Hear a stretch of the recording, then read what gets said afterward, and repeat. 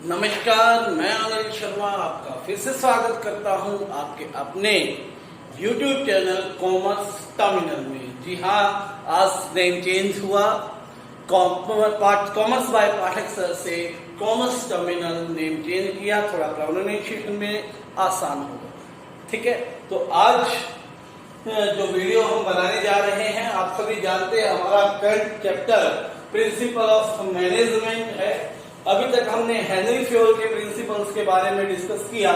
आज जो हम बात करने वाले हैं वो एक और ऐसी ही पर्सनालिटी एफ.डब्ल्यू. टेलर, इनके बारे में बात करेंगे। एफ.डब्ल्यू. टेलर कौन थे, आप इन्हें क्यों पढ़ रहे हैं? ये बहुत महान पर्सनालिटी, ये वो हीरे थे जिन्हें कोयले की खान में पाया गया था। कहने का मतलब ये बहुत छोटे दर्जे से उभरे थे, जमीन से उठ के आसमान का सितारा बन गए थे। ठीक है, इनका पूरा नाम क्या है पहले तो यही देख लें। फ्रेडरिक विंसलो टेलर, इनका पूरा नाम है फ्रेडरिक विंसलो टेलर। अमेरिका के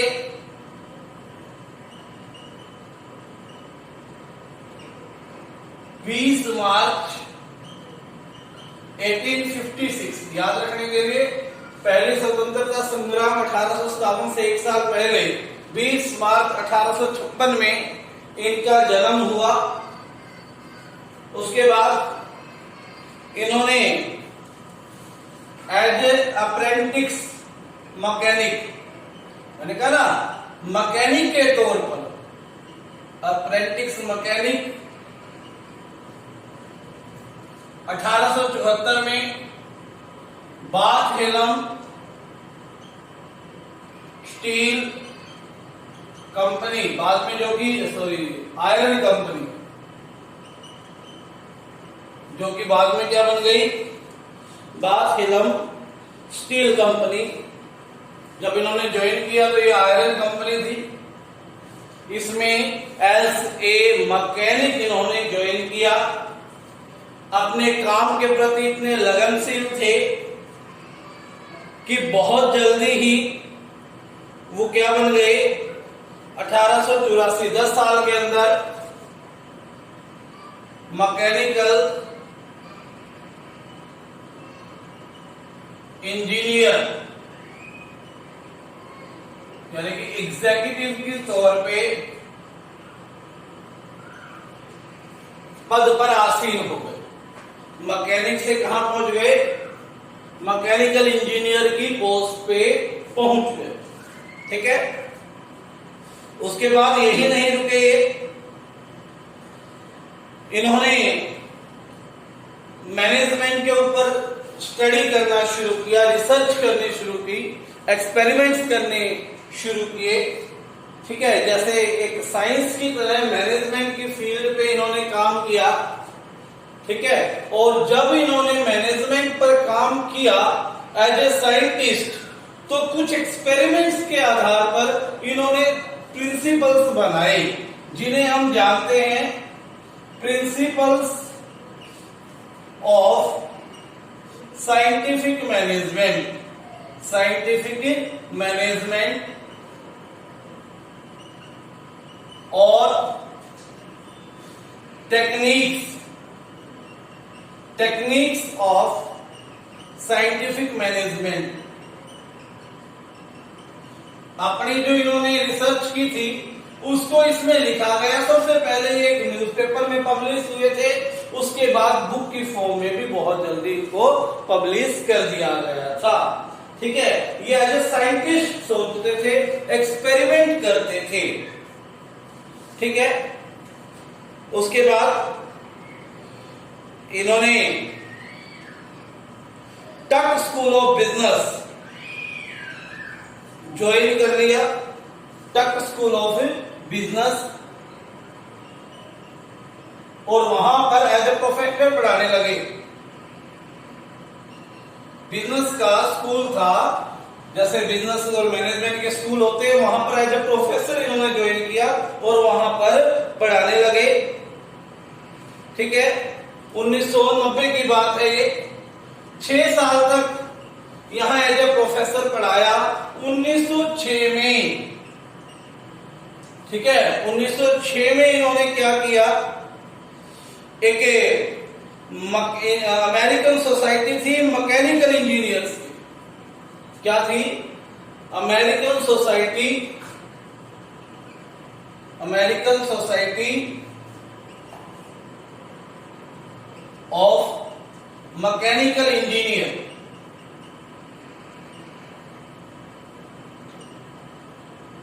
ठीक है, American society of mechanical engineer.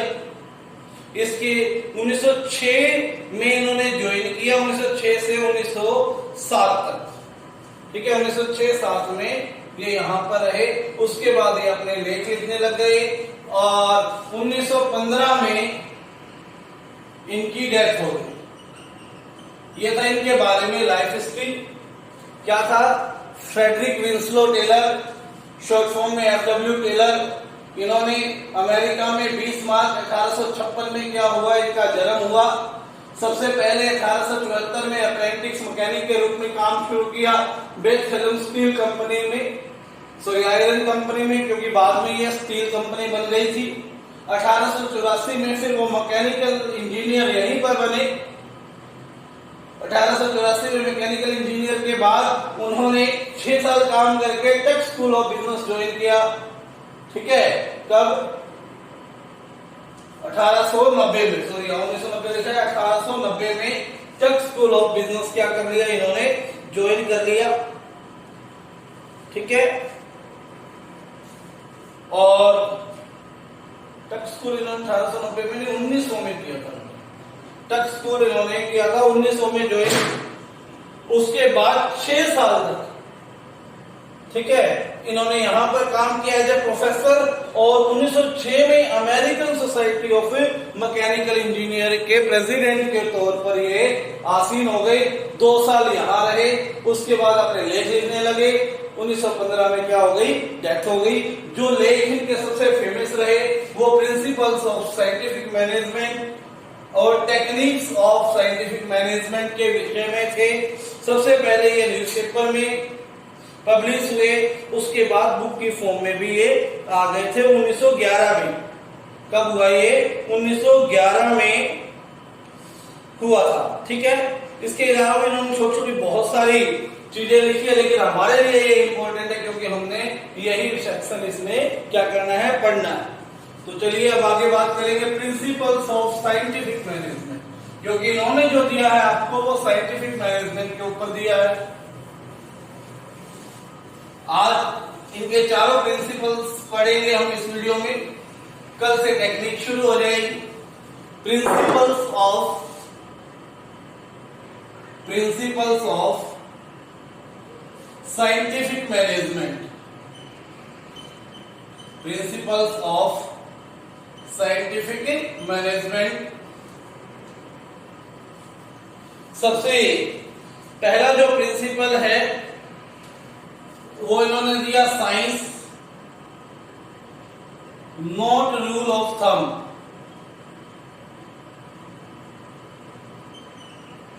इन्होंने कहा कि मैनेजमेंट जो है एक साइंस है, एक विज्ञान है। ये किसी तरह की रूढ़िवादिता नहीं है, ये किसी तरह की ये नहीं है कि जो बात चलती आ रही है हमने वही फॉलो करते जाना है। इन्होंने मैनेजमेंट को साइंस किया। क्यों कहा साइंस? क्योंकि इनका जो मानना था ये मानते थे कि कोई भी काम हो दुनिया में उसे करने के बहुत सारे तरीके होते हैं। ठीक है, there are many methods to perform a work, but हमें क्या करना है, उन सभी तरीकों में से एक बेस्ट तरीका निकालना है। एक बेस्ट तरीका, क्योंकि आप एक्सपेरिमेंट करोगे सभी तरीकों से और एक्सपेरिमेंट करने से आपको एक बेस्ट तरीका मिलेगा। ठीक है, वो तरीका आपने क्या कर लेना है, सिलेक्ट कर लेना है। ठीक है ना। तो इसलिए क्योंकि हर एक मेथड को आपने टेस्ट करना है, स्टडी करना है, उसके बाद बेस्ट को सिलेक्ट करना है। तो मैनेजमेंट को इन्होंने क्या कहा, साइंस है। ठीक है, कोई रूल ऑफ थंब नहीं, जैसे चलते आ रहे आप वैसे के वैसे फॉलो कर ले। तो आपने क्या करना है, इसमें best way to perform a work आपने फाइंड आउट करना। ठीक है, जैसा कि इन्होंने कहा था कि Taylor believed that there was only one best method to maximise efficiency. इसके लिए इन्होंने कहा वो डेवलप करना पड़ेगा स्टडी और एनालिसिस के साथ। आपने क्या करनी है, स्टडी करनी है, एक्सपेरिमेंट करनी है, इन्वेस्टिगेशन करनी है, विभिन्न तरीकों को अपनी परख पर जांचना है और जो बेस्ट तरीका निकल के आए उसे फॉलो करना है। इसीलिए इन्हें क्या कहा, उन्होंने साइंस कहा। ठीक है बात, इन्होंने कहा चाहे कितनी भी छोटी प्रोडक्शन की एक्टिविटी क्यों ना हो। ठीक है, जैसे इन्होंने कहा था भी आपने छोटे छोटे कार्टून्स जो हैं वो उठा के ट्रक में रखने की छोटी सी एक्टिविटी को भी जब आप कर रहे हैं तो उसके भी बहुत सारे तरीके हो सकते हैं। आपने सभी तरीकों को एनालाइज करना है और उनमें से एक बेस्ट निकालना है। इसीलिए ये क्या मानते थे कि बेस्ट तरीका फाइंड आउट करने के लिए साइंस की जरूरत पड़ती है। तो principles of management, scientific management ये कहता है कि ये क्या है, साइंस है, रूल ऑफ थंब है, यानी कि रूढ़िवादी नहीं, क्या है, साइंस है। दूसरा, harmony not a discord, not a discord।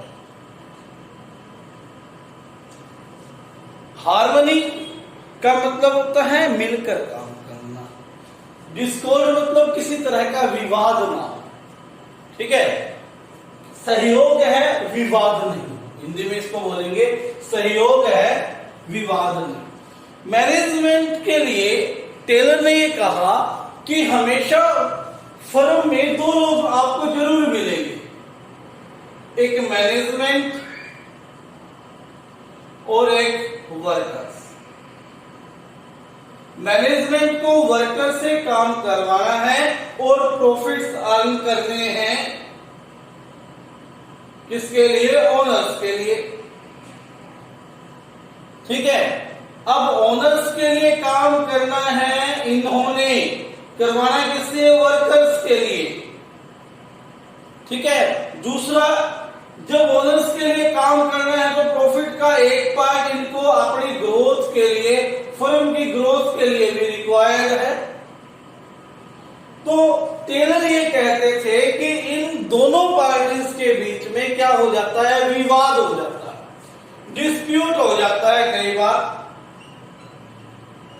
जो कि गलत है।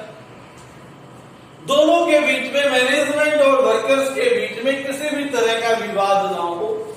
यहां पर कंप्लीट मेंटल रिवॉल्यूशन की बात कही थी, मानसिक क्रांति की बात कही थी। उन्होंने कहा कि मेजर कारण इन दोनों के बीच में विवाद का है प्रॉफिट्स, डिस्ट्रीब्यूशन ऑफ प्रॉफिट क्या है, मेजर कारण है इन दोनों के बीच में।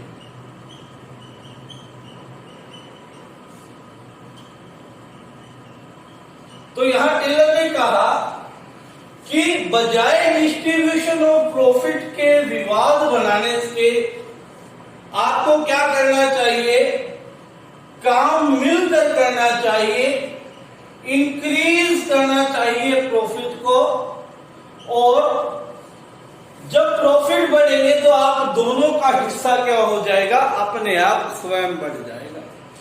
और मैनेजर्स के लिए इन्होंने कहा था कि वर्कर्स को भी गेन में पार्टिसिपेट करना चाहिए। यही मानसिक क्रांति, मेंटल रिवॉल्यूशन के बारे में भी रिवॉल्यूशन उसने उन्होंने दी थी इसके में। ठीक है, क्या बताया था, मेंटल रिवॉल्यूशन। मेंटल रिवॉल्यूशन पता था कि हार्मनी और डिस्कॉर्ड में क्या है कि हार्मनी पैदा होनी चाहिए किसके बीच में, मैनेजमेंट और वर्कर्स के बीच में, क्योंकि इनके बीच में अक्सर क्या हो जाती है, डिस्प्यूट बन जाता है। किस लिए, प्रॉफिट्स के डिस्ट्रीब्यूशन के लिए, प्रॉफिट्स को बांटने के लिए। अब टेलर ने कहा भाई ये डिस्प्यूट नहीं बनना चाहिए, बजाय कि प्रॉफिट को डिस्ट्रीब्यूशन पर विवाद बनाए, आपको इन्हें प्रॉफिट्स पे बढ़ाने की कवायद करनी चाहिए, यानी कि प्रॉफिट्स को बढ़ाने की कोशिश करनी चाहिए, मिलजुल कर काम करना चाहिए जिससे प्रॉफिट बढ़ेगी और अपना दोनों का क्या हो जाएगा, प्रॉफिट बढ़ जाएगा तो आपका हिस्सा अपने आप बढ़ जाएगा। ठीक है। दूसरा इन्होंने ये कहा इसमें कि मैनेजमेंट को वर्कर्स और वर्कर्स को मैनेजमेंट दोनों एक दूसरे की इंपॉर्टेंस समझनी चाहिए। वर्कर्स को किसकी, मैनेजमेंट की, और मैनेजमेंट को किसकी, वर्कर्स की क्या करनी चाहिए, इंपॉर्टेंस समझनी चाहिए। ठीक है। जब वो एक दूसरे की इंपॉर्टेंस समझेंगे और काम करेंगे तो क्या आ जाएगा, हार्मनी नॉट ए डिस्कॉर्ड आ जाएगा। ठीक है बात, यहां पर इतना ही लिखेंगे हार्मनी नॉट डिस्कॉर्ड में कि मैनेजर्स और वर्कर्स में डिस्प्यूट हो जाता है प्रॉफिट्स के डिस्ट्रीब्यूशन के लिए। टेलर कहते थे ऐसा नहीं होना चाहिए, डिस्ट्रीब्यूशन पर आपका डिस्प्यूट ना हो, बल्कि प्रॉफिट को बढ़ाने के लेकर आपके बीच में बात होनी चाहिए। प्रॉफिट बढ़ेंगे तो दोनों का हिस्सा अपने आप बढ़ जाएगा। इसके लिए उन्होंने मैनेजमेंट को कहा था कि जो गेम्स होते हैं उसमें वर्कर्स को पार्टिसिपेट बनाए, और वर्कर्स को कहा था कि वर्कर्स को भी अपनी 100% एफिशिएंसी के साथ काम करना चाहिए ताकि मैनेजमेंट को यानी कि फर्म को क्या हो सके, प्रॉफिट हो सके। ठीक है बात। तो ये दूसरा प्रिंसिपल था। प्रिंसिपल नंबर 3, दो प्रिंसिपल हो गए यहां पर। पहला प्रिंसिपल था science not a rule of thumb, दूसरा हार्मनी नॉट ए डिस्कॉर्ड। अब तीसरा प्रिंसिपल जो है आपका वो है cooperation not individual, cooperation not individualism.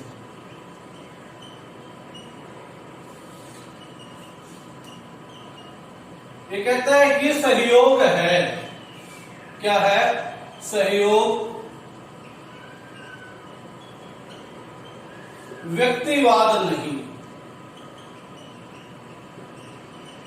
यहां पर उन्होंने किसकी बात कही, कोऑपरेशन की कही, दोनों के सहयोग की बात कही, किस किस के, मैनेजर के और वर्कर्स के। यानी कि वही बात पिछले वाली आ गई, थोड़ा सा एक्सटेंडेड फॉर्म है, इसलिए हम कहते हैं ये एक्सटेंशन है किसका, harmony not a discord principle का। इसको याद रखने के लिए वहां पर डिस्प्यूट था, हार्मनी और डिस्कॉर्ड में क्या था, डिस्प्यूट था, जिसको सोल्व करने के लिए उन्होंने कहा था कि दोनों को फोकस करना चाहिए प्रॉफिट को बढ़ाने के लिए। यहां बात आएगी कोऑपरेशन। ठीक है, दोनों के बीच में सहयोग होना चाहिए, प्रॉफिट्स को लेकर नहीं बात आई। उससे भी आगे की बात है कि दोनों के बीच में क्या होना चाहिए, सहयोग होना चाहिए। दोनों को एक दूसरे की क्या समझनी चाहिए, इंपॉर्टेंस समझनी चाहिए। मैनेजर्स को भी वर्कर्स को छोटी छोटी बातों के लिए बार बार जो है उनका शोषण नहीं करना चाहिए, उनकी सैलरी डिडक्ट नहीं करनी चाहिए। ऐसे ही वर्कर्स को भी बेवजह की अपनी डिमांड नहीं रखनी चाहिए और स्ट्राइक पे नहीं जाना चाहिए। ठीक है, दोनों के लिए बात कही कि दोनों को एक दूसरे की इंपॉर्टेंस समझनी है। मैनेजर्स का काम फर्म में तभी है जब वर्कर्स हैं। ठीक है, और वर्कर्स नहीं होंगे तो मैनेजर का काम क्या है, मैनेजर नहीं होंगे तो वर्कर का काम नहीं है। तो दोनों का काम एक दूसरे से संबंधित है, दोनों का काम क्या है, कोऑपरेशन से चलेंगे, दोनों मिलकर काम करने वाले हैं। उन्होंने ये कहा था कि यदि वर्कर्स नाव है तो ये उस नाव की पतवार है, तभी आपकी जो फर्म है वो प्रॉफिट की ओर बढ़ सकेगी। वरना तो एक भी अगर इनमें से नाव में सुराख हो जाए या पतवार खो जाए तो नाव जो है वो मंजिल तक नहीं पहुंच सकेगी। तो इसीलिए क्या है, दोनों का क्या है, आपस में सहयोग होना चाहिए, कोऑपरेशन होना चाहिए। ठीक है, ताकि क्या कर सके, फर्म के ऑब्जेक्टिव्स को अचीव कर सके। ये था आपका प्रिंसिपल नंबर थर्ड, ठीक है। दोनों की इक्वल इंपॉर्टेंस है फर्म में, कोई भी ज्यादा नहीं है, कोई भी कम नहीं है, दोनों के एक दूसरे की हेल्प करनी चाहिए। इस रिगार्डिंग टेलर ने इसमें बात की थी। उसके बाद 3 प्रिंसिपल हो गए आपके। Principle number 4, development of each and every, 4th principle, development of each and every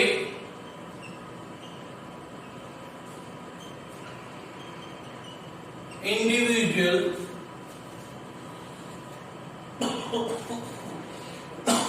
to his or her greatest efficiency। कहता है कि मैं जितने भी लोग फर्म में काम कर रहे हैं, जितने भी वर्कर्स फर्म में काम कर रहे हैं, मैनेजमेंट का ये उद्देश्य होना चाहिए कि सारे के सारे काम करने वाले वर्कर्स की एफिशिएंसी को 100% तक लेकर जाए, ठीक है। उसके लिए ट्रेनिंग का प्रावधान भी बताया गया, किसके द्वारा? टेलर के द्वारा। उन्होंने कहा था कि इंडिविजुअल एफिशिएंसी क्या करती है? लार्ज एक्सटेंट तक कॉम्पिटेंसीज रखती है, यानी कि हर एक व्यक्ति इंडिविजुअल जो है वो अपने लेवल पर कॉम्पिटेंट होता है। एक मैनेजमेंट को सभी जो मैनेजर्स हैं, सभी इंप्लॉइज हैं, हर एक इंप्लॉइज की कॉम्पिटेंसी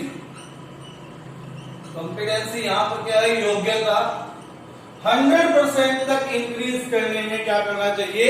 अपना योगदान देना चाहिए।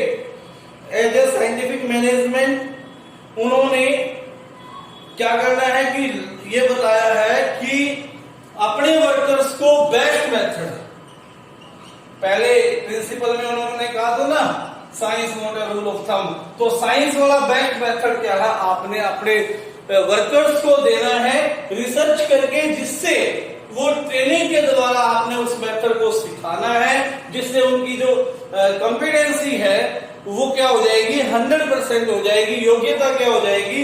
100% हो जाएगी, ठीक है। टेलर ने क्या कहा था कि efficiency could be built in right from the process of employer selection.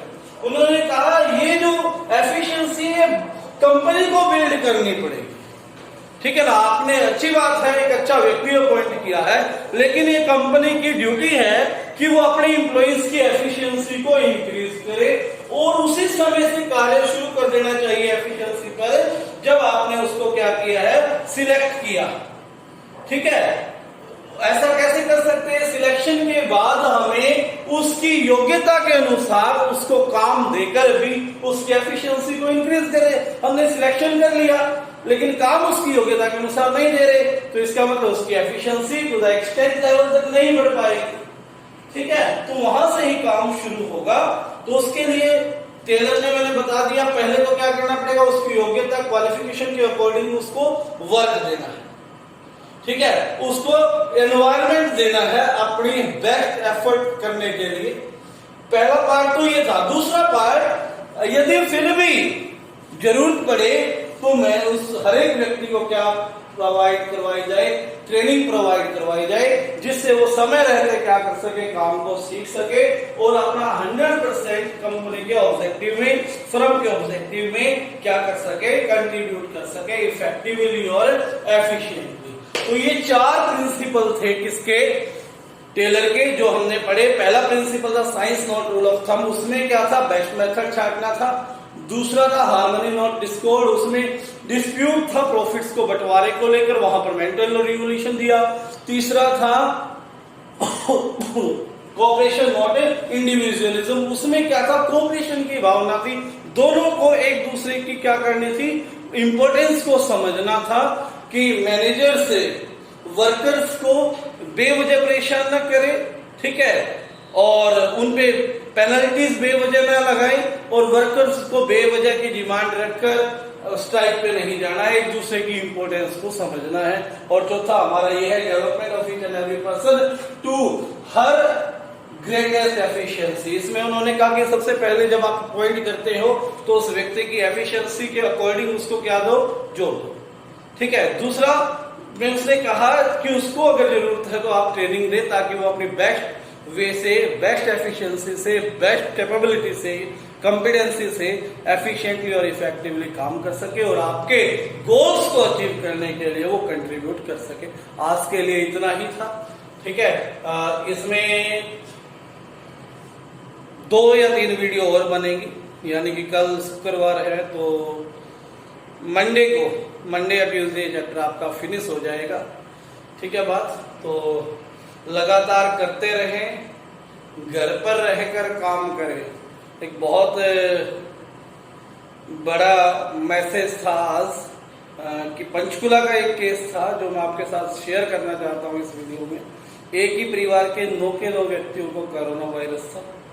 कहीं ना कहीं वो गए थे, किसी के संपर्क में आए और घर पे रहने वाले सभी लोगों को कोरोना वायरस की चपेट में आ गए। ये पंचकुला के हालात हैं। ठीक है। तो आप सभी से यही गुजारिश है कि आप घर पर रहते हुए लगातार पढ़ते रहे। अगर खाली रहोगे तो आपका शरीर भी और आपका माइंड भी नेगेटिव एनर्जी को पकड़ जाएगा। इसलिए अपने आप को बिजी रखने का सबसे अच्छा तरीका स्टूडेंट्स के लिए क्या है, स्टडी है। ठीक है। जो ये वीडियो होती है इसको 1 बार 2 बार अपनी जरूरत के अनुसार देखकर अपने काम को लगातार पूरा करें। ठीक है। आज के लिए इतना ही। धन्यवाद।